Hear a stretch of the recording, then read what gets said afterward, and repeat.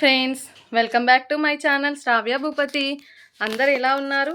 అందరు బాగున్నారా? అందరూ బాగుండాలి ఫ్రెండ్స్, అందులో మేము ఉండాలి. ఈరోజైతే మీకు ఒక మ్యాటర్ చెప్పేద్దామని మన పిల్లల గురించి మీ ముందుకైతే వచ్చేసాను. అసలు మ్యాటర్ ఏంటంటే, చెప్పబోయే ముందు ఫస్ట్ మన శ్రావ్య భూపతి ఛానల్ని అయితే సబ్స్క్రైబ్ చేసుకోండి ఫ్రెండ్స్. మీ సపోర్ట్ అయితే నాకు చాలా ముఖ్యం.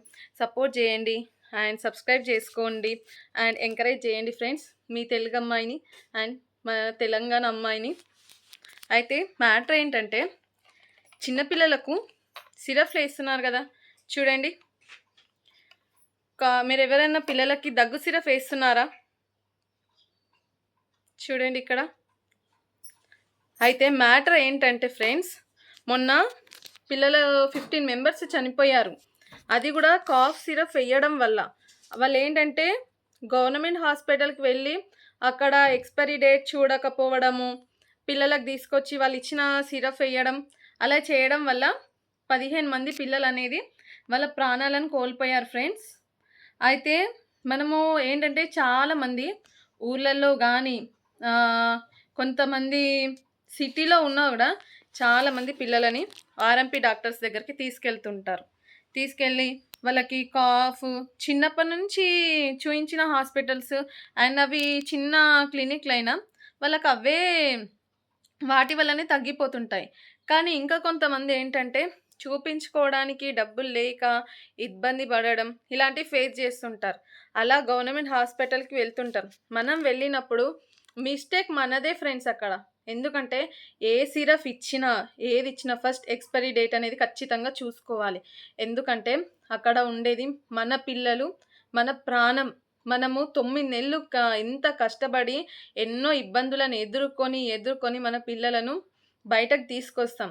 అంత ఇబ్బందులు ఫేస్ చేసి బయటకు తీసుకొచ్చిన తర్వాత ఫ్రెండ్స్, అంత కష్టపడ్డాక ఏదో చిన్న మిస్టేక్ వల్ల పిల్లలు వాళ్ళ ప్రాణాలను కోల్పోతున్నారు.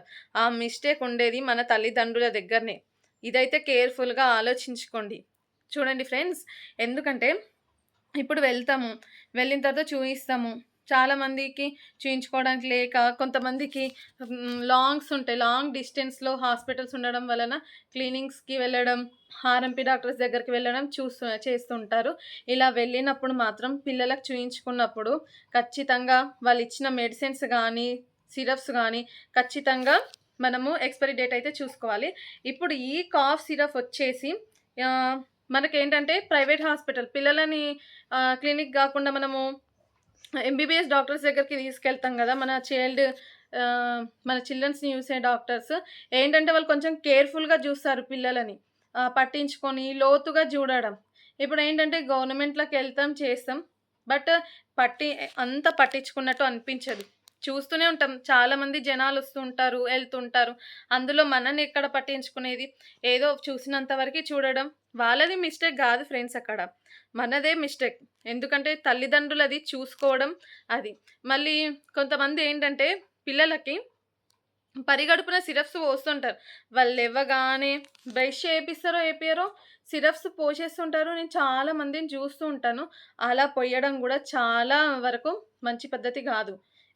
ఎందుకంటే వాళ్ళకు ప్రొద్దున్నే వాళ్ళకు బ్రష్ చేసుకోగానే మనం చిన్న వాటర్ తాగిన వామిటింగ్ లాగా వచ్చేస్తుంటుంది. అలాంటిది మనం మార్నింగే సిరప్స్ పోయడం వలన వాళ్ళకి స్టమక్ అనేది డైజెషన్ చేసుకునేంత కెపాసిటీ వాళ్ళకు ఉండదు, చిన్నపిల్లలది అంత ఎక్కువ కూడా. పిల్లలు ఆడుకుంటూ ఉంటారు, చేస్తుంటారు. మళ్ళీ ఏంటంటే వాళ్ళకు హాస్పిటల్కి కోల్డ్ కానీ కాఫ్ కానీ కాగానే హాస్పిటల్ తీసుకెళ్తాము. అలా తీసుకెళ్ళేటప్పుడు సిరప్ పోసి హాస్పిటల్కి మాత్రం తీసుకెళ్ళకండి. అలా సిరప్ పోసి హాస్పిటల్కి తీసుకెళ్ళడం వలన వాళ్ళ హార్ట్ బీట్ అనేది ఎక్కువ కొట్టుకుంటుంటుంది. అది ఒక మిస్టేక్ నేను ఏం చేశానంటే, మొన్న మా పెద్దోడు ఆడుకుంటుంటే ఫుల్ అప్పటికే కాఫు, జర్నీలు, మెదక్కి వెళ్ళడము రావడము అండ్ మళ్ళీ బతుకమ్మ అసలు ఇవన్నీ ఉండే కదా. వాడు ఆడుకుంటున్నాడు, ఫుల్ దగ్గొస్తుంది, అసలు ఆగట్లేదు. నేను సిరప్ పోసాను. సిరప్ పోయగానే హాస్పిటల్కి తీసుకెళ్ళిన తర్వాత అయితే మా ఓపీ నెంబర్ వచ్చేసి 34. ఓపీ నెంబర్ రాగానే నేను ఆ వీడియో కూడా పెడతాను.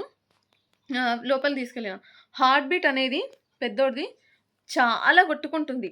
చాలా అంటే మనది 1 మినిట్కి ఇట్లా 72 సెకండ్స్ అట్లా కొట్టుకుంటుంది కదా. వాందైతే ఇట్లా స్పీడ్ కొట్టుకుంటుంది. ఏంటమ్మా ప్రాబ్లమ్? బాబుది హార్ట్ బీట్ ఎక్కువ కొట్టుకుంటుందని చెప్పేసారు డాక్టర్. నాకసలు ఏం చేయాలో అర్థం కాలేదు. చాలా భయమైపోయింది. ఏంటి డాక్టర్ ఇలా చెప్తున్నారు, హార్ట్ బీట్ అనేది ఎక్కువ కొట్టుకుంటుంది అని.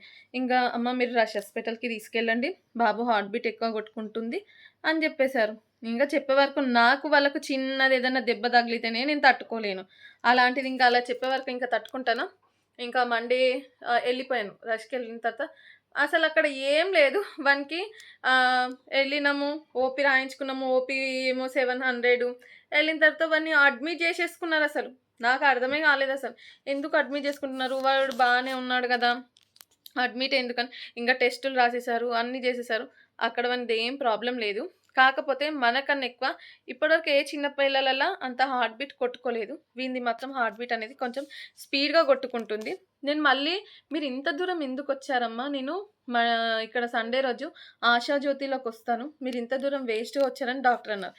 నేను అసలక్కడ డాక్టరేమో అలా చెప్పేవరకి నాకైతే ఏడుపు ఆగలేదు. ఏడుపు ఆగకుండానే తీసుకెళ్ళిన. మళ్ళీ వచ్చి సండే అక్కడ ఆల్రెడీ మనీ వేస్ట్ అయిపోయాయి రష్‌లో. మళ్ళీ ఇక్కడికొచ్చిన తర్వాత సండే ఇక్కడికెళ్ళినాం. మళ్ళీ ఈసీజీ, టుడికో టెస్ట్‌కి మనకు 2400 పిల్లలకైతే ఇంకా 3000 అది గూడా చేయించాను. చేయించిన తర్వాత వానిది నార్మల్‌గా ఉంది. కాకపోతే ఎక్కువ కొట్టుకుంటుంది.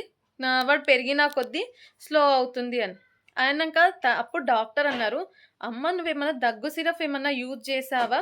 దగ్గు సిరప్ పోసి గూడా తీసుకెళ్ళావా?" అనన్నారు. అప్పుడు నాకు గుర్తుకొచ్చింది. అరే! వీడు ఆడుతున్నాడు గదా! ఆడేటప్పుడు వానికి దగ్గొస్తుంది. నేను దగ్గు సిరప్ పోసినా అని. అప్పుడు డాక్టర్ చెప్పారు, "అమ్మ ఏం చెప్పారంటే, పరిగడుపున సిరప్ పొయ్యొద్దు. ఏదైనా కడుపులోకేసిన తర్వాతనే సిరప్ ఎయ్యాలి" అని. నేను చూసుకోకుండానే సిరప్ వేసేసాను. నాకు అర్థం కాలేదు కదా ఇంకా.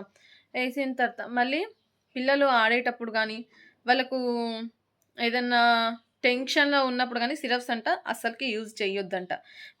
వాళ్ళంత చిన్న వాళ్ళైనా వాళ్ళకి లోపల ఏం టెన్షన్ ఉంటదో మనకు తెలీదు గదా ఫ్రెండ్స్. అలానే. అయితే ఇప్పుడు నాకు ఈ విషయం నేను ఎందుకు జెప్తున్నానంటే 15 మెంబర్స్ పిల్లలు చనిపోవడం అంటే అది మామూలు విషయం గాదు.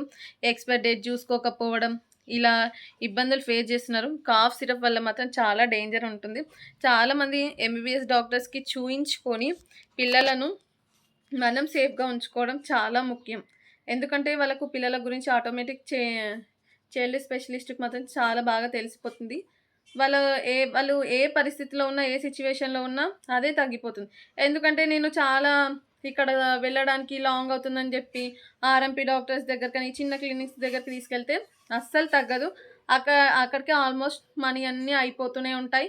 మళ్ళీ నేను అక్కడికి వీడిని జూసే డాక్టర్ దగ్గరికి వెళ్ళే వరకు వాడికి తగ్గది, చెయ్యది. ఇదే ఫ్రెండ్స్. ఇదే ప్రాబ్లమ్స్ ఫేస్ చేస్తున్నాం మేమైతే. మీ పిల్లలకు గూడా ఇలాంటి ప్రాబ్లమ్స్ ఫేస్ చేయకండి. దగ్గు సిరప్ గానీ, ఏదైనా పరిగడుపున పొయ్యకండి.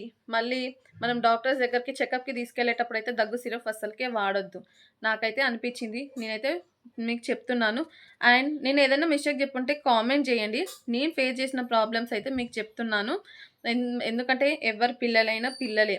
ఇప్పుడు 15 మెంబర్స్ చనిపోవడం అంటే అది ఎంతవరకి కరెక్ట్ చెప్పండి ఫ్రెండ్స్. అందుకే చెప్తున్నాం. తల్లిదండ్రులమైనా ఏదైనా సరే పిల్లల విషయంలో చాలా కేరింగ్‌గా తీసుకుంటాం. ఆ కేరింగ్ గూడా మనం టాబ్లెట్స్ విషయంలో గానీ, సిరప్స్ విషయం గానీ ప్రతి ఒక్కటి వాళ్ళకు మనం చేసే ప్రతి దాంట్లో కేరింగ్ అనేది చాలా అవసరం.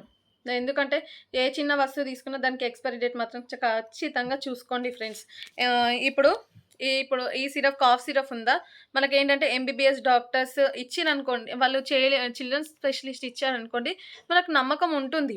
ఏందంటే తనే రాసారు, తనే ఇచ్చాడు కాబట్టి అని. అదే మనము వేరే సిరప్స్ చాలామంది ఏం చేస్తుంటారు, పిల్లలకు దగ్గు కాంగానే, సర్ది కాంగానే, జ్వరం కాంగానే మెడికల్ షాప్స్‌లోకెళ్తారు, తీసుకుంటారు, వస్తారు.